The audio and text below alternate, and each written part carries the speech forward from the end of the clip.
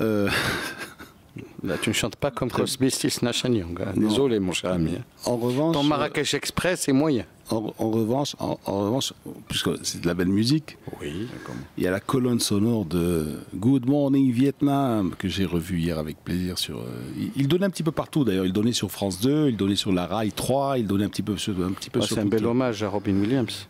Ça a été son film révélation. Hein, donc, Pas vu, malheureusement. ouais. Ah, il y a le cercle des potes disparu après. Hein. Voilà, et puis, non, on parle de musique. Il y a une colonne musicale Ah oui, qui est fantastique. C'est le Fantastique. 60. Eh oui, c'est le 60s. Et puis le sergent qui disait non, il faut passer du Pericomo, il faut passer des... Et lui qui débarquait avec ses disques. Otis Redding et tout ça. Bon, alors messieurs, on va continuer notre petite revue des finales. Ta chambre, Hein? Moi j'ai pas saisi. Ah oui, alors là j'ai eu peur. La peur de ma vie. Je pensais qu'on était sur le Titanic parce que tu es tranquille, tu arrives. Bon, Tu rentres dans ta chambre. Attends, tu arrives après un marathon parce que toi tu le sais, hein, c'est un petit marathon tous les jours, de 5h à 10h du soir. C'est pas le football, hein? Voilà. Pas 1h30. C'est pas 1h30, hein. Pause de 15 C'est minutes. pas 1h30, hein. C'est Franchement. tac, tac, tac. Et là, je redécouvre le métier de journaliste, tu sais. Ah bah oui. Avec c'est vrai, les petites notes, les petits trucs, moi, je rigole quand on me les dit classements. organiser la Coupe du Monde. Ouais. Je rigole.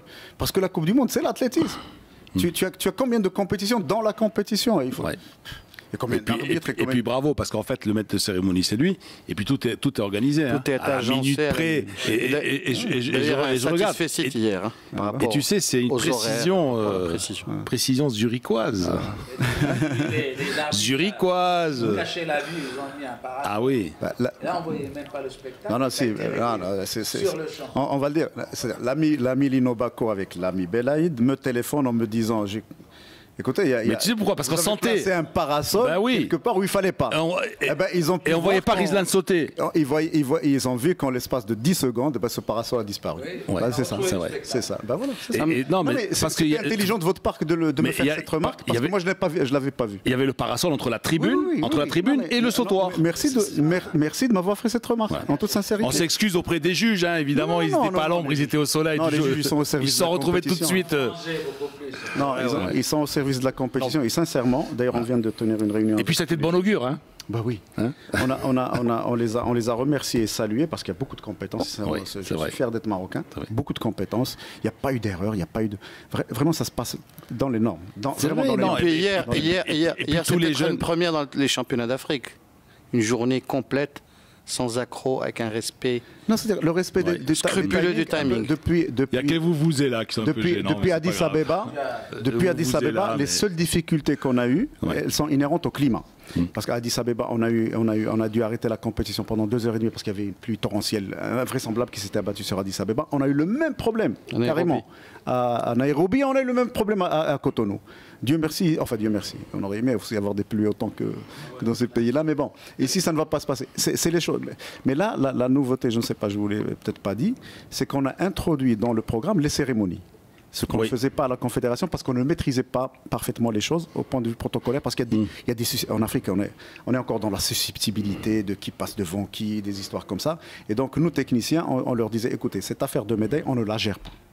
Cette fois-ci, fort du fait que, enfin, connaissant un peu mon pays, que les choses pouvaient se passer mieux, on a fait ça. Et ça marche.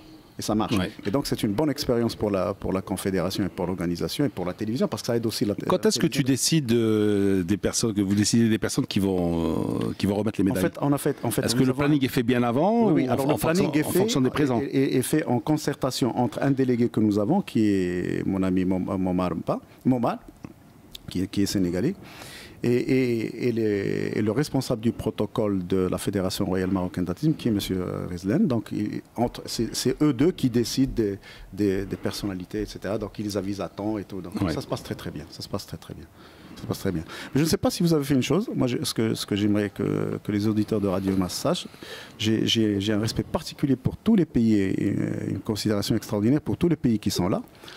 Hier matin, les championnats d'Europe ont été lancés et avec Vivian Gongaram, qui est l'autre délégué technique, parce que nous sommes deux, qui lui vient de Maurice, on a fait un calcul et on s'est rendu compte tout simplement que Maurice, pour amener un athlète à ces championnats, a payé autant que ce qu'a payé la France pour amener 10 athlètes à Zurich. Ouais. Alors, et c'est pour ça qu'il faut saluer tous les pays qui sont là. Quelqu'un qui vient d'Afrique du Sud, c'est quelqu'un qui va passer 15 heures dans un avion. C'est comme s'il partait faire les championnats d'Europe. Et quelqu'un qui vient du Botswana, c'est pire. Oui, mais attends, alors ça veut dire quoi? Ça veut dire que c'est comme si les Européens décidaient de faire leur championnat à Tokyo et que le gars se déplaçait de Paris vers Tokyo. C'est ça que ça veut dire. C'est comme s'ils faisaient les championnats du monde d'Europe à Tokyo. C'est vrai. Eux ils sont dans un mouchoir, ça ne coûte pas cher, ils ont tous les moyens et en plus ça ne coûte pas cher. Nous avons les fédérations pratiquement parmi les plus démunies de l'IAF, et pourtant les gens font des efforts. C'est ce que nous disait Philibert Bailly, c'est ce que nous disait Frédéric, c'est-à-dire les moyens qui sont limités. Donc quand on voit sur certaines épreuves un nombre insuffisant d'athlètes, c'est inhérent à cela. Moi je suis certain que tous les pays auraient aimé venir avec 20, 30, 40 athlètes chacun. Et bon, est-ce qu'ils ont fait l'effort? Burundi, comment ça se passe par exemple chez toi? Eh bien, moi j'ai eu la chance d'avoir une connexion sur Casablanca. Sinon, Marrakech, ça allait me coûter $2700. Oui. Bah, vous passez par toujours Nairobi, soit par Dubaï, soit vous faites directement l'Europe pour atteindre Casa. Donc, il y avait 3 possibilités. La première possibilité, c'était de prendre un vol direct sur Bruxelles et puis faire Casablanca, mais pas avoir la connexion sur Marrakech. Oui. La deuxième possibilité, c'est Dubaï. Ligne directe Casablanca, problème pour arriver à Marrakech. On a eu une connexion qui nous a fait arriver, disons, à 10. D'Addis, vous faites le Caire, et le Caire, vous avez un vol direct qui nous fait arriver à Casa et qui coûte moins cher, c'est autour de $2000. Et là, encore une fois, il faut noter. Il faut noter une chose, c'est au niveau de la fatigue des athlètes. Bien sûr. Actuellement, avec des problèmes qui se passent en Libye, l'avion est obligé de passer au-dessus de la Méditerranée pour arriver à Casa. Ça fait 5 heures de vol. Oui. Donc ça, c'est ce que j'ai découvert. J'ai été étonné. J'ai fait plusieurs fois la ligne le Caire-Casa. Le Caire-Casa avec mon ami Belaïd.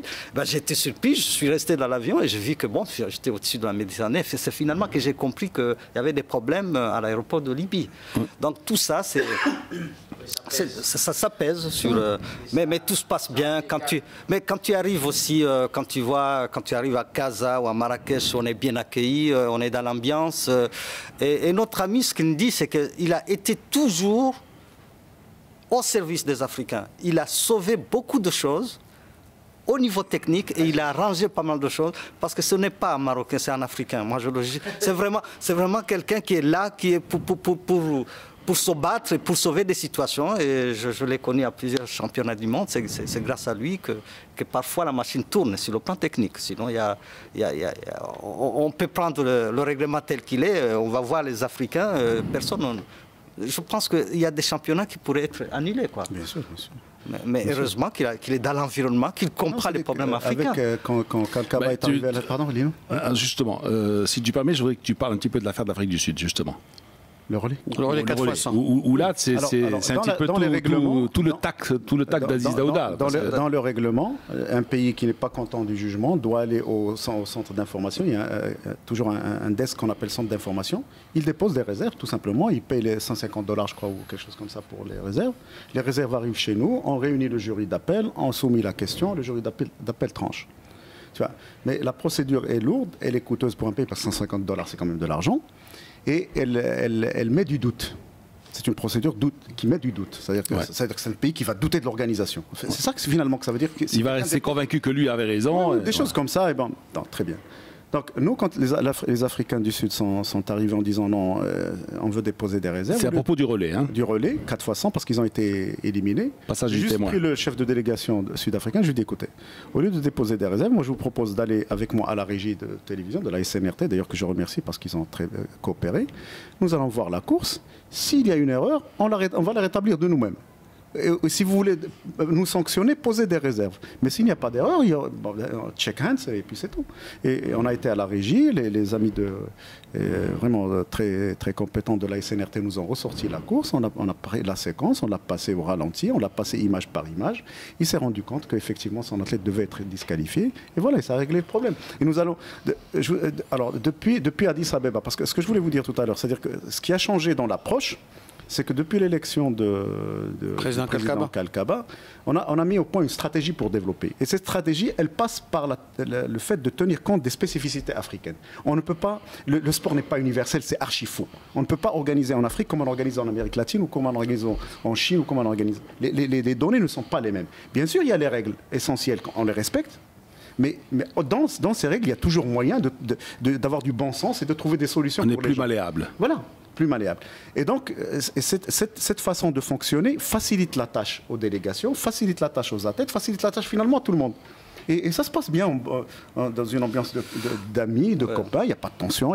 Alors, depuis Addis Abeba, on n'a pratiquement plus jamais eu de contestation ni de protestation. Oui, Daouda a géré des filles et des garçons qui viennent du monde rural africain et qui arrivent, qui débarquent au championnat du monde, qui ne savent même pas mettre la chaussée. On a géré des athlètes qui viennent au village ou dans un hôtel, qui ne savent pas comment aller aux toilettes. Donc c'est tout ça qu'il faut comprendre. Daouda a géré une complexité des problèmes liés à l'administration africaine, des changements des présidents des fédérations, au niveau technique, des visas, des visages, et où il faut recommencer à zéro. Et ça, c'est vraiment un problème. Des fois, même dans les championnats du monde, c'est bien sûr, il y a les règles de l'IF, mais nous, on est solidaires de tous les pays africains. Donc, quand ils ont des problèmes, on les aide à les régler. Sûr. On les aide à les régler, on s'impose aussi, parce qu'il faut s'imposer, c'est comme ça. On s'adapte au problème pour faire décoller. Ouais, mais bien sûr, parce que. Une vision qualitative. Mais bien sûr, c'est ce qui fait qu'aujourd'hui, nous avons, par exemple, quand je me vantais tout à l'heure d'avoir vécu 7 séries aux 200 mètres, on n'a jamais vu ça. Cette série, c'est un niveau championnat du monde. Bien sûr, c'est exactement les ce mêmes. Matin, on parle de ce matin, avec tu m'as dit 10 coureurs au-dessous des 21, voilà. Des 21 secondes. 21 secondes, c'est d'un très bon niveau. On n'avait pas ça par le passé. Donc c'est toute cette dynamique qui est en train d'apporter ses fruits, d'année en année. On sent l'amélioration, on sent le niveau monte. Bon, écoutez, on a parlé de sur 400 mètres féminins. Comme disait Tarsis, tant pis pour les absents. Bien sûr. Est-ce que vous n'avez pas été, je suis certain que vous avez été étonné de voir une Éthiopienne sauter à 1m78. Et les Éthiopiens, étonnant, hein. Aziz, les Éthiopiens et les Kenyans qui commencent à faire du sprint. Mais bien sûr. Ben, en demi-finale de 200 mètres, vous allez voir deux Kenyans aujourd'hui. Alors les Seychelles, pourquoi ils ont déclaré forfait? Bon, tout à l'heure on va parler des relais. Les Seychelles. Alors, ça c'est un peu de la Parce que d'abord je vois les Seychelles en finale, je dis c'est incroyable, les Seychelles et nous non. Oui, bon. Écoute, en fait on n'a pas une raison. Mais voilà, par exemple, voilà un point de règlement qui est extrêmement important. Normalement on pourrait même les sanctionner. Oui. Mais est-ce qu'il faut les sanctionner? Oui. Est-ce qu'il faut les sanctionner? C'est comme pour les dames, on a eu une équipe qui s'est retirée à la chambre d'appel. C'est-à-dire une fois que la première série était déjà sur la piste. Et donc on s'est retrouvé avec, on était avec 10 équipes. Moi, je ne vais pas citer les pays. On avait 10 équipes. Les absents qui ont tort. Là, parce que le Maroc aussi a déclaré forfait. On avait 10 équipes. Je ne sais pas si c'est les garçons ou les filles, je me souviens. On avait 10 équipes. Les deux. Donc, on avait 10 équipes, donc selon les règles, on devait faire 2 courses, parce que 10, il faut en éliminer 2 pour avoir 8 en finale. Donc on a fait nos séries tranquillement, ils arrivent, ils passent à la chambre d'appel, tranquille. La première série arrive, on attend l'heure du départ, parce qu'on a calé ça avec la télévision aussi, parce que la télévision c'est assez... C'est contraint. Des fois, on a l'impression que sur la piste, il y a un trou. En fait, c'est pas un trou, c'est parce qu'il y a de la publicité qui passe sur la télé, il y a des choses, il y a le journal, tu vois, il faut s'adapter aussi à ces choses-là. Et donc, une équipe qui se désiste. Et on me signale qu'une équipe n'est pas venue. On s'est retrouvé avec 8 équipes. Automatiquement qualifiées en finale. Et il a fallu ressortir les athlètes qui étaient. Il y en a qui ont fait la gueule. Oui, parce qu'ils n'ont pas compris. Mais bon, par la suite, c'est une question aussi de langue et de communication. Par la suite, elles ont compris que c'était à leur avantage de ne pas courir une course de plus. Voilà, il est déjà qualifié pour la finale. Mais bien sûr. Ouais. Grand travail de la télé aussi. Hein. C'est la SNRT qui produit. Extraordinaire. Parce qu'en fait, nous qui savons tout du sport, j'ai découvert hier que les gros plans sur les athlètes, par exemple, sur la ligne de départ. C'est des caméras. En fait, il y a 2 caméras. Une caméra qui fait le premier et le deuxième couloir. Le premier il passe au troisième pendant que le deuxième filme de couloir 2. Ensuite, le deuxième va au 4e et le troisième va au 5e. C'est magnifique, il y a un travail extraordinaire. Comme je suis au bord de la piste. Quand tu es devant la télé, tu dis c'est facile. Bon, un gros plan. Et tu as 2 caméramans. Et comme je suis au bord de la piste, il faut voir de quelle façon ces caméramans coordonnent leurs mouvements. Mais c'est extraordinaire. Comment ils sont hyper pro. Avec le speaker aussi. Mais bien sûr. Avec le speaker. Est-ce que vous avez vu le ballet, comment ils ont organisé le steeple hier? Donc ils arrivent les deux qui portent les 2 UHF, ils font la présentation des athlètes. automatiquement, immédiatement après, il y en a un qui se dirige vers la fosse de Stipe, donc la rivière, et l'autre qui monte dans la petite voiture électrique qui monte.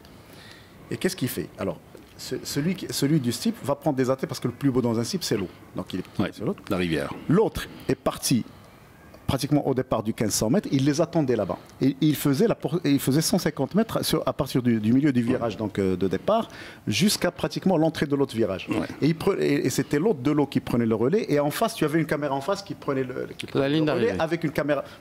C'était sincèrement grand travail. De l'art. Bravo. Non, techniquement, c'est bien beau de dire. On devrait les recruter pour les téléfeuilletons de Ramadan. Non, techniquement, bravo. Ils sont tellement forts. Tu lis dans mes pensées. C'est vrai, parce qu'on critique la SNRT, on critique 2M, etc. Mais hier, super boulot, super pro, tu vois. Voilà. Après, bon, les programmes de Ramadan, ils sont ce qu'ils sont. Moi, je trouve que c'est normal. On a un meilleur graphisme à Marrakech qu'à Zurich. Regardez, je vous assure, regardez la retransmission de Zurich, regardez leur graphisme, regardez le nôtre. Ouais. On a un plus beau graphisme, plus explicite. Dans le graphisme de Zurich, il laisse les records paraître au moment où il montre le temps de l'athlète qui a gagné. Ouais. Et ça crée une confusion visuelle. Exemple, ça n'est qu'une critique, je peux vous en citer d'autres. Bien sûr. Le record, c'est pas la peine, le record, c'est au commentateur de le. Non, c'est-à-dire que tu le montres au début, mais à un moment donné, il faut l'enlever pour ne pas qu'il y ait juste un petit complément. Les gens qui ont tort, il y a les gens de Zurich. Juste un petit complément. Ce qui est très important pour les athlètes, c'est la zone d'échauffement et d'entraînement. Vous avez uniquement moins de 2 minutes pour aborder le couloir qui vous amène au stade. À Londres, c'était plus de presque 1 kilomètre. C'était 600 mètres à partir de la zone d'échauffement pour arriver au stade. Donc ça, c'est exceptionnel, ce stade de Marrakech au niveau de l'athlétisme. Et puis c'est bien fait, il y a de l'aération, il y a des espaces. Bien sûr, il y a des choses à améliorer. Mais sur le plan sportif, sur le plan de la préparation des athlètes... La salle de presse, par exemple, améliorer. Oui, bien sûr, il y a des critiques, mais ce n'est qu'un championnat africain. Oui, mais moi, je parle vraiment de l'état des athlètes qui sont en train de faire l'échauffement. Il y a la chambre d'appel, et puis pouf, vous arrivez directement à la proximité, ça. C'est comme je suis à proximité des juges, moi je vois à quel point ils sont très pointilleux, comment ils sont attentifs aux moindres détails. Et puis quand il y a les drapeaux jaunes qui se lèvent, c'est instantané, il reste figé sur sa place pour signaler, alors qu'il aurait pu mettre le scotch et puis il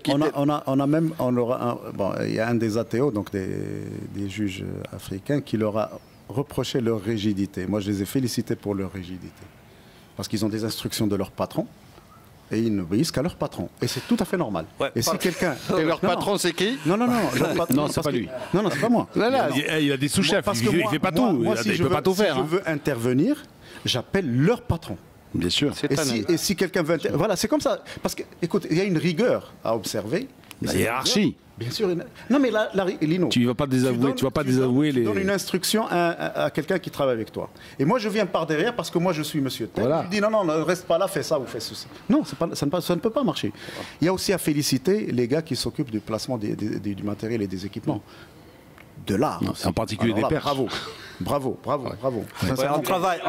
Un travail à faire au niveau de la sono quand même. De la perche. Un travail à faire au niveau de la sono, c'est...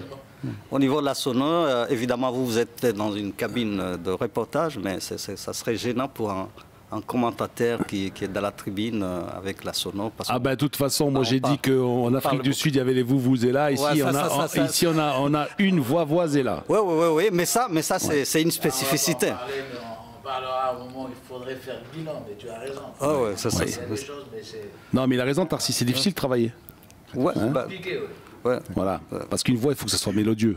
Il faut qu'elle soit mélodieuse, la voix. Donc, c'est bien, à la rigueur, il faut que ça soit un fond sonore. Tu vois, tu travailles et puis tu... Ce sont des détails dont il va falloir prendre compte pour la Coupe continentale. Mais ce qui se passe sur la piste, c'est extraordinaire. Il faut faire venir une petite voix libanaise ou bien, je sais pas, Misriya ou la... Non, c'est pas gênant. On est dans une cabine de reportage. Ce qu'il faut, on a toujours quelqu'un qui annonce en anglais et quelqu'un qui annonce en français parce que les langues officielles officielle de la Fédération internationale et la langue du pays. Bon, on essaie toujours de prendre des commentateurs, des présentateurs, parce que c'est des présentateurs qui parlent anglais et français en même temps. Ça facilite même la communication entre eux. Donc, il a fallu trouver quelqu'un qui fasse la langue locale. On a quelqu'un qui est très professionnel pour cela, mais malheureusement, il n'est pas là.